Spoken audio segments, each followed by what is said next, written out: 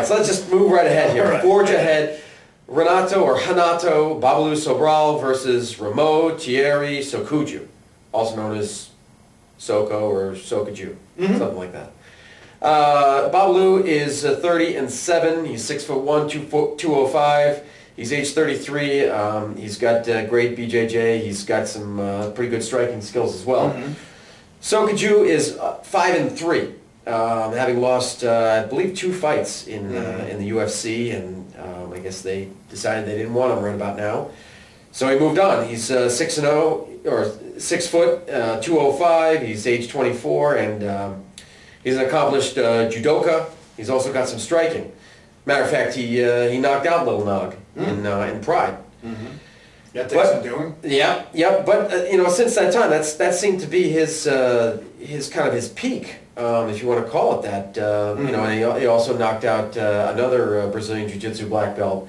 But since then, he really has he hasn't quite risen to that level. And but Sobral, on the other hand, I just think you know, despite his age, well, 33 is not that old. Oh, no. But he's got the experience, he's got the skills. I think he's going to take this bout pretty handily. You know, maybe with probably set him up with strikes and then submit him.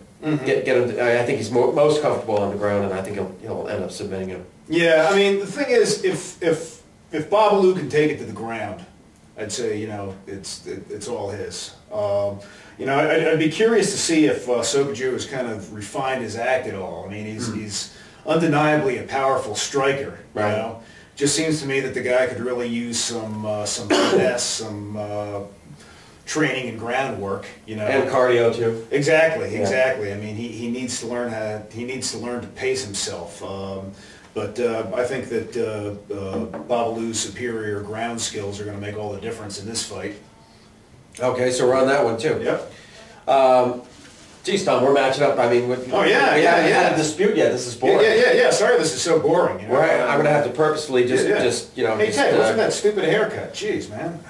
Oh, sorry, man. I have to Yeah. grow out the rug there. Yeah, sorry. I'm trying to liven things up here. The little levity. Yeah, that kind of fell flat. Oh well. No, that's all right, man. It's miles above those other two guys. Those what's it, the Tag Team Supreme? Have you ever seen those idiots? No, I haven't. They're idiots. Don't watch them. Oh, okay. All right. Idiots on the internet. I find that hard to believe. Gosh. Yeah.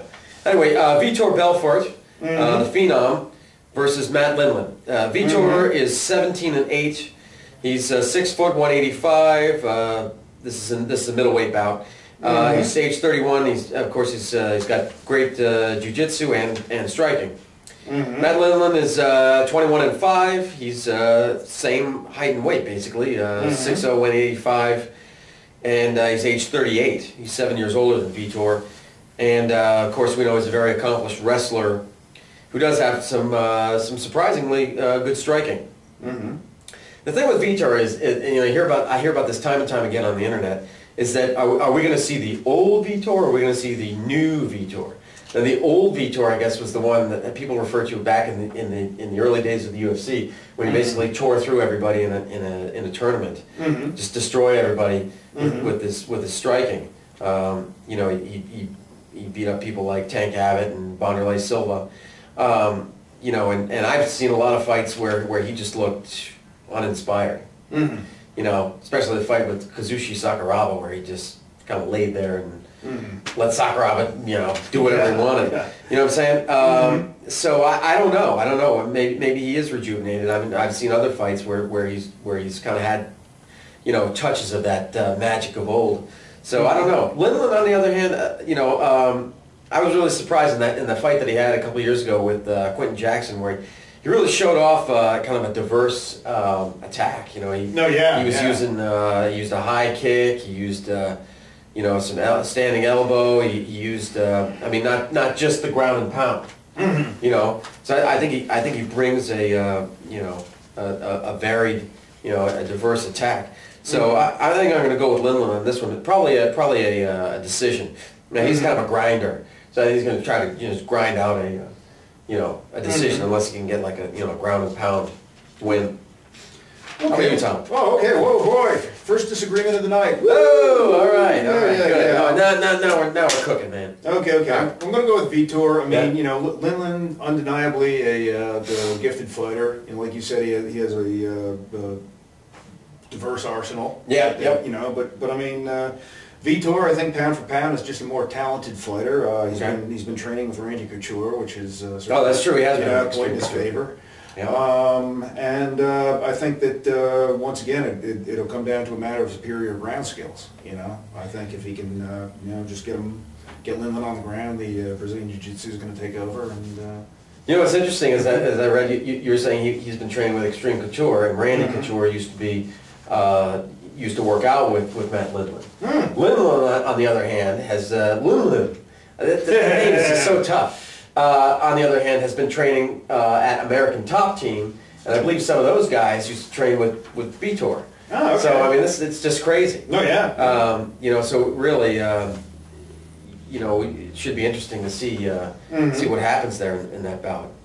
Definitely one of the ones to watch. I mean, they're all great. Okay, let's move on. Josh Barnett, the baby-faced assassin, versus Gilbert the Hurricane Idol. Josh is 6'3", weighs in at about 250. He's 22-5, and for his record, he's age 31, and he's a catch wrestling practitioner, and also he's got some good striking. He's got improved striking. Gilbert Idol is 6'2". He's 225. 35 wins, 12 losses, 1 draw. Age 33, and he's a Muay Thai specialist. Can't say that I don't know that he's got very much in the way of a ground game. Josh Barnett in his last fight, which I believe was at the last Affliction, I think he may have had one in Japan in the middle, but at Affliction band, he fought Pedro Hizzo, who he had lost to years ago in the UFC, and he soundly beat Hizzo with strikes. I know he hit him standing up, and he might have followed up. I can't remember now. It's been a few months. That was back in July, but I mean he took him out. So he's been doing great. Josh Barnett is one of the top. I think he's number 2 or number 3 heavyweights in the world. So he's great. Gilbert, not so much.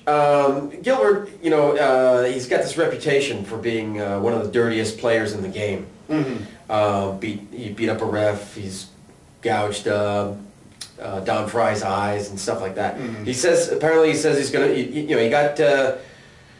He was approved by the athletic commission in California to fight. Says he's going to be a good boy.